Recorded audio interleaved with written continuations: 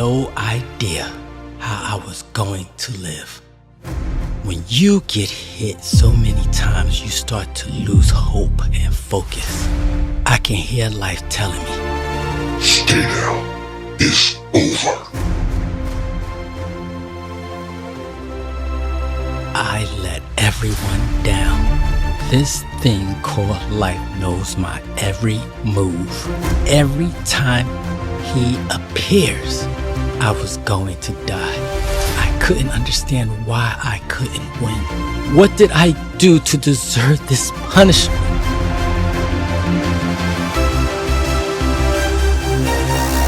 I give up. Get up.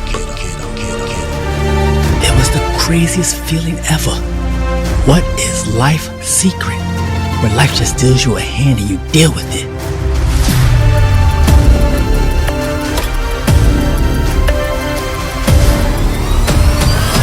I'm not going to give up just yet. Let's get high. So what you do is Let's get high. grab your candle. Why we couldn't have weed? I have no weed here. Just grab your candle. You gotta be sitting here with some candle or some damn I'm like, this ain't no date. You're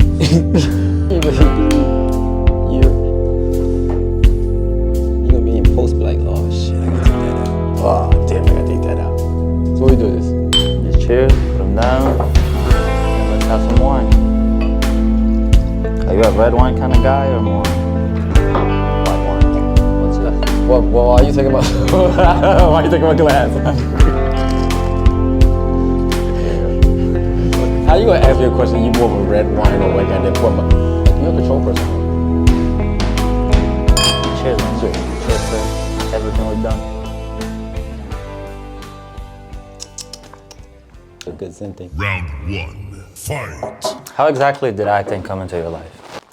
You know when you're a kid and you be trying to think you everything, like you see superheroes and stuff like that. Y'all probably don't know about this, about Superman and stuff like that. So it's like you try to play different characters and stuff like that. Especially when you're the youngest child and you don't got nobody to play with.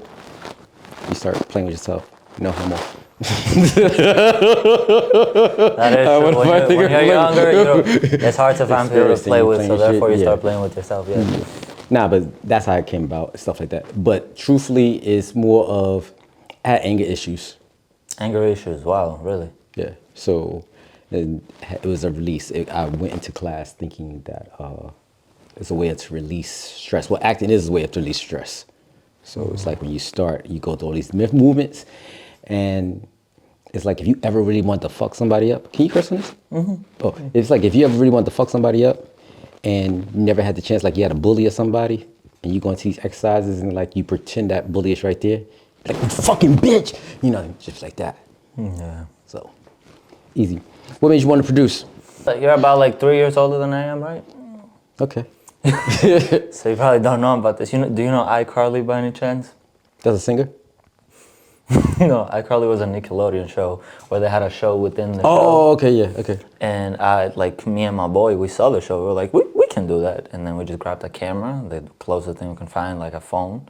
Mm-hmm. And we just started making videos like they did. The videos, I haven't been able to use them as B-roll in the show. But I haven't found them nowhere. No? But yeah, that's how it started. And then from there, I've made videos my whole life, professionally, the past 4 years. So why do you like video editing more than you like acting? You think I like video editing more than I like acting? Mm-hmm.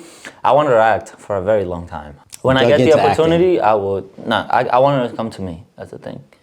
It's kind of like love right now. I'm not out there looking for it. I just wanted it to come to me. Acting, same thing. I just wanted it to come to me. There have been some offers that I wasn't really happy with, so I didn't take them. You know, I'm not saying that I'm waiting like for a film with Tarantino or anything like that, but an acting opportunity is gonna come on its own. But let's go back to what you said.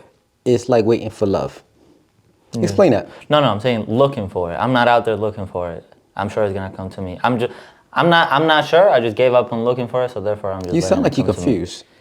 What you want is it's like no, I'm just. But then there's no, but I don't know. I just worded it the wrong way. But yeah, I just want to let it come to me. That's the thing. Who is like your biggest influence? Let me ask you a question now. Fuck you! That's just real quick. Because You've asked me 3 already. Go ahead, ask your question. Do you consider yourself more of a writer, an actor, or just like an artist in general?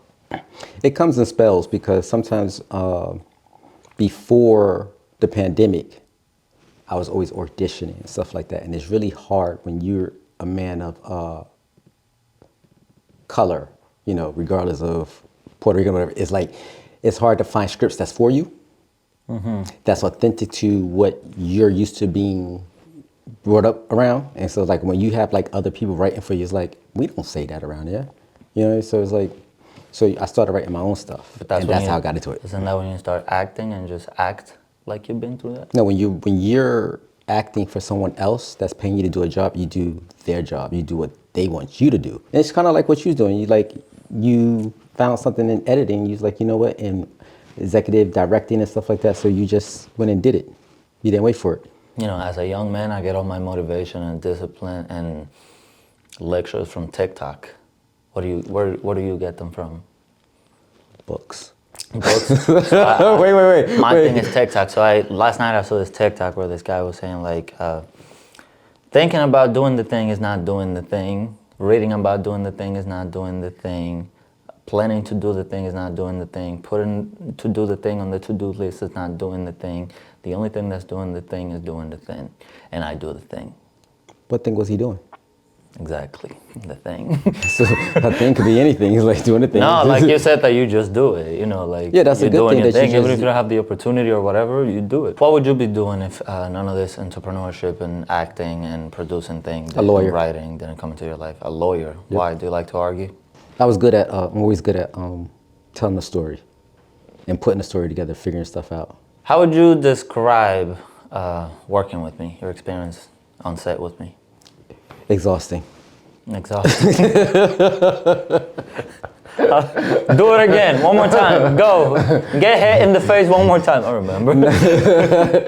Nah, it was good working with a person that's young and have new ideas and stuff like that. You know what I mean? And sometimes you got to understand, me, have been doing this for a while, I understand that sometimes you have to let a director direct because they correct. So my thing is with me, which is not with everybody, is that I gave you my story and I told you to go for it. And that's what you did. You understand? So it's like, okay, he took my direction and you made it happen. You understand? But the good thing about working with you was, and was also a challenge, was that getting you to come outside of your box.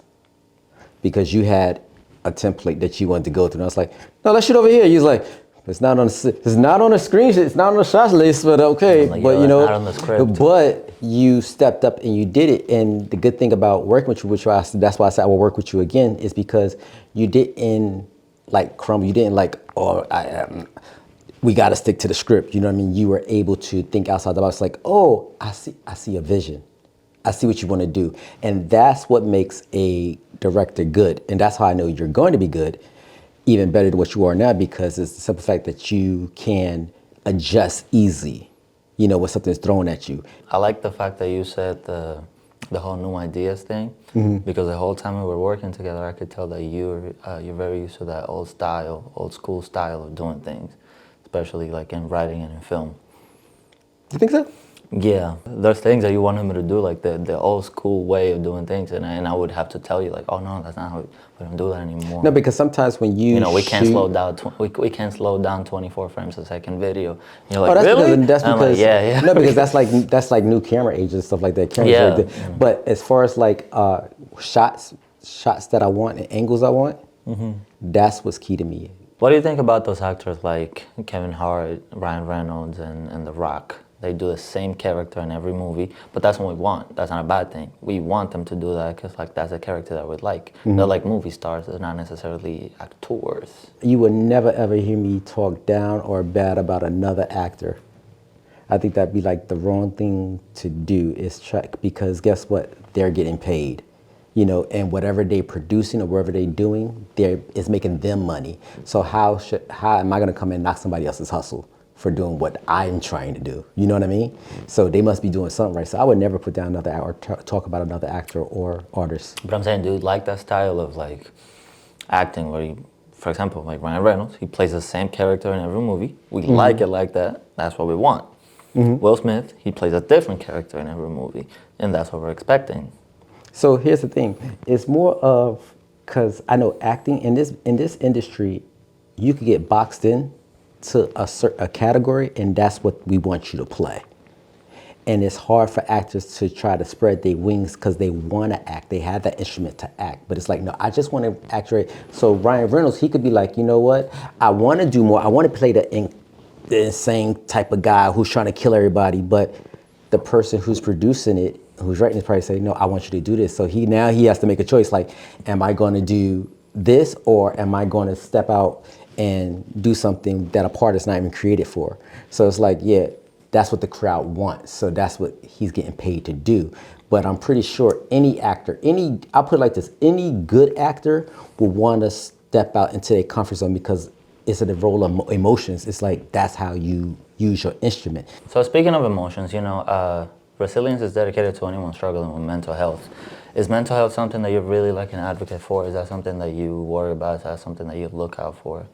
Yeah, definitely, because like I told you before, I tried to commit suicide myself, you know what I mean? And when you grew up in neighborhoods, like I grew up in Brooklyn and Brownsville, in Brownsville projects, the heart of Brownsville. So it's like when you grow up and it's like you shouldn't see things that normal kids wouldn't regularly see.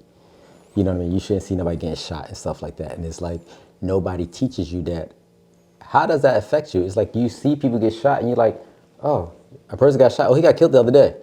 And it's like becomes our norm.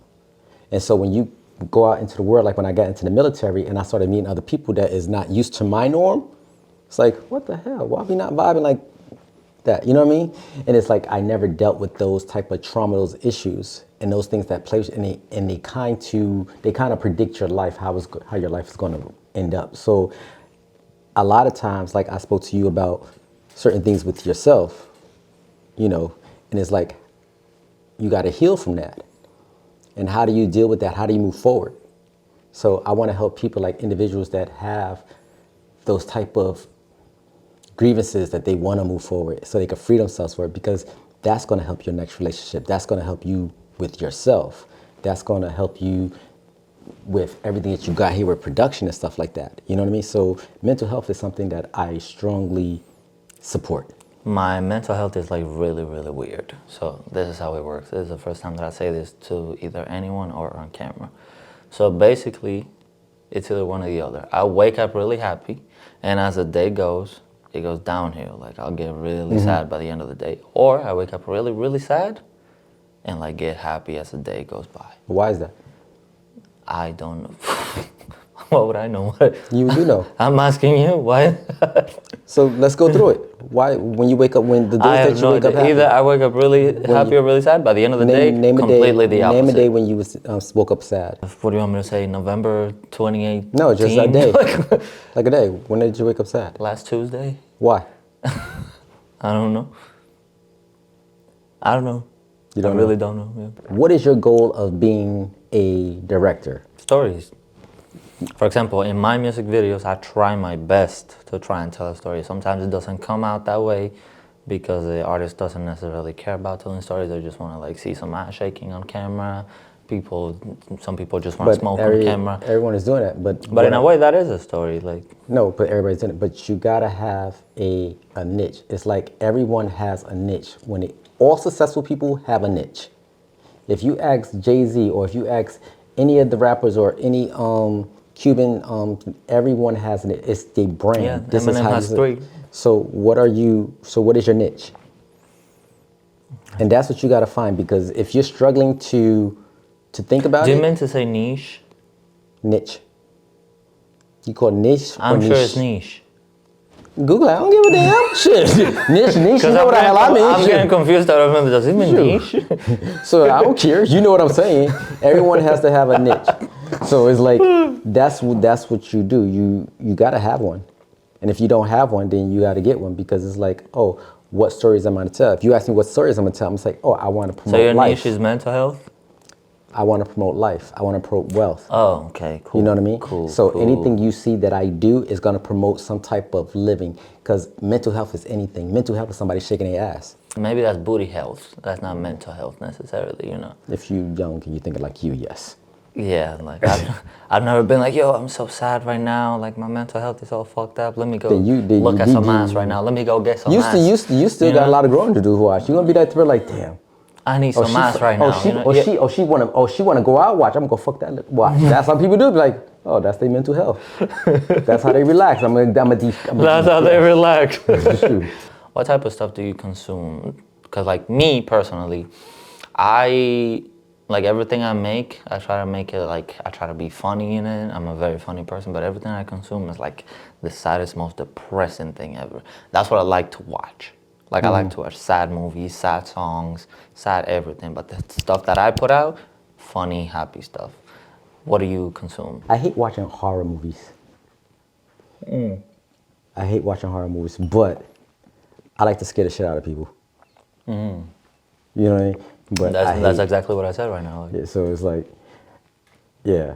Like I'm very funny. I'm joking every day, like all the time. But I will not sit down to watch a comedy special. I haven't heard you say the joke yet. Really? No, but as far as like horror movies, I want to do a horror film, but I know for me, I know my horror film, it'd be psychotic. So I'm like a brain fucker. I like to fuck people's minds. Brain. I never heard anyone say out loud, I am a brain fucker. Yeah. That's just what I be doing out there, you know? It's like I like playing on people's emotions. Who is your favorite superhero? Mine is Spider-Man. Good shit, my brain crisis. Spider-Man. Why? Spider-Man is the shit. Spider-Man's actually my dream role. I don't even act, but he's my dream role, but I don't think they're interested in a Dominican Spider-Man. Who do you think is the best Spider-Man? Tobey Maguire, Andrew Garfield, or Tom Holland? Tom Holland every day, all day for me. Tom Holland is my man crush. What? Okay.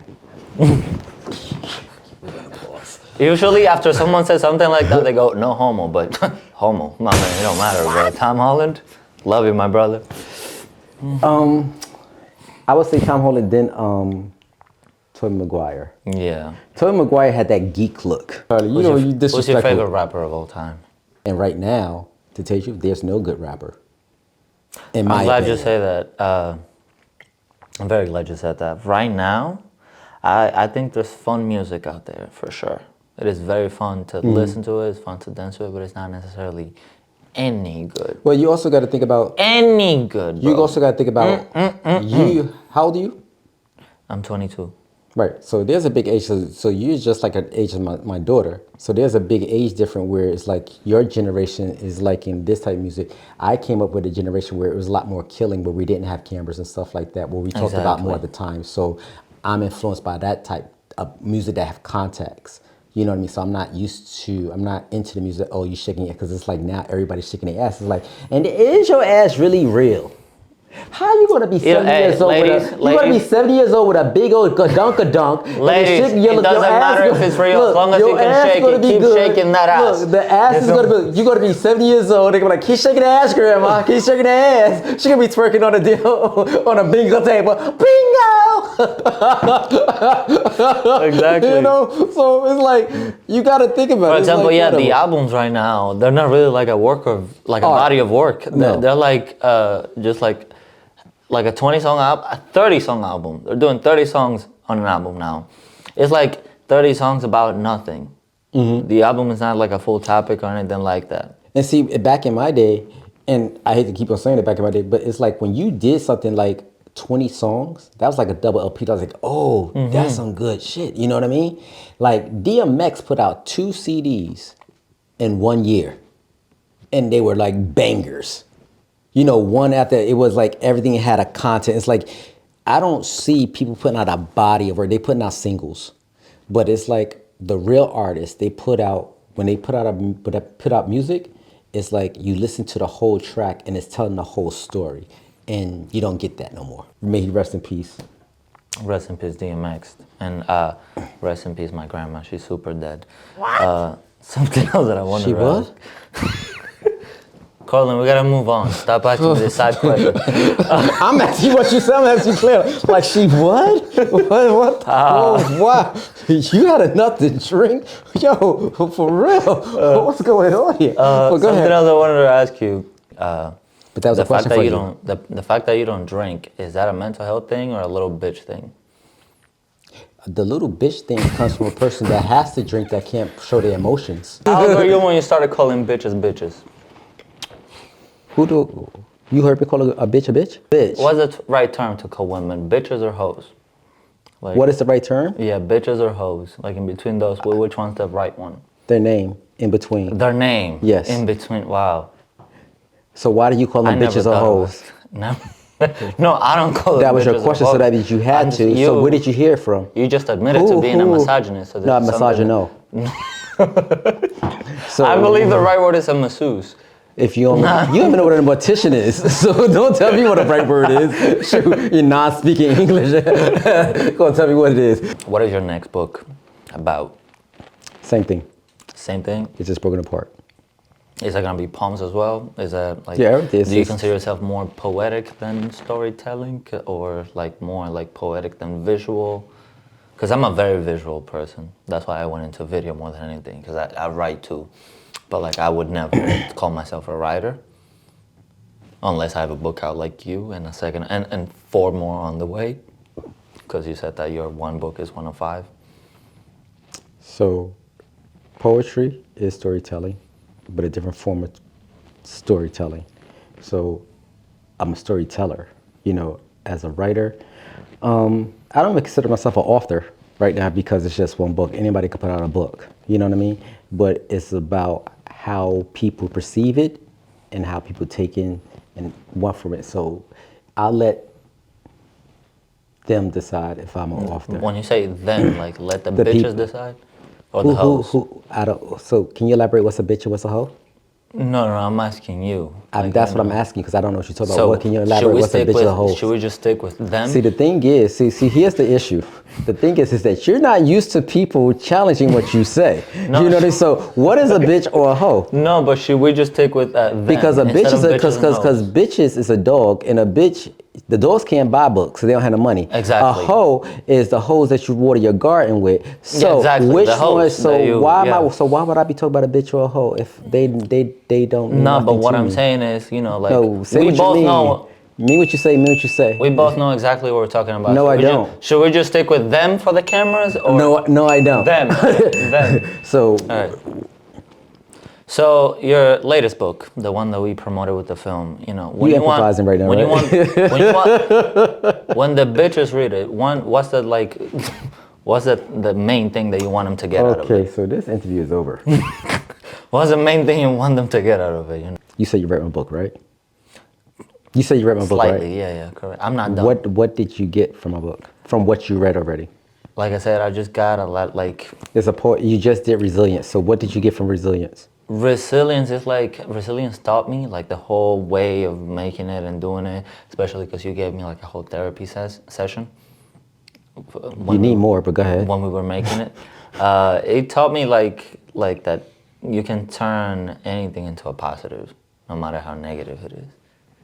Like anything, like everything has like its positive and negatives. You just have to go with the positive every time, right, if you want to make it out. And you're basically answering my question because that's what you just said is genuine. What I want people to get is my book is not to tell people how to live or what they should do, what's the right way, basically I'm trying to connect with you, and show you that you're not alone in this world going through stuff that I could empathize with you. I have compassion that, hey, we all go through this shit, and if you need somebody to talk to, I'm here. And that's a show. I don't got no dogs. Thank you. I like the dog. That was fun. Gosh, I seen your podcast before, and I can honestly tell you, like, I already know when you